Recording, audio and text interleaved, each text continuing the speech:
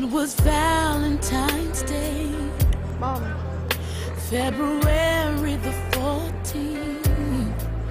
My baby took me to a special place. Said he had a surprise for me. He told me to close my eyes so that I could not see. And when I opened them up, he was on one knee, reaching for my hand. He proposed to me.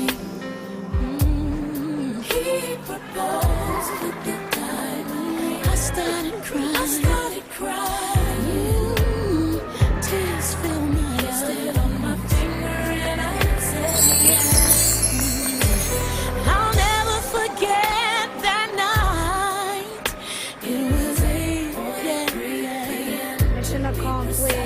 He looked in my eyes and said, Mission accomplished. "Yes, ma'am."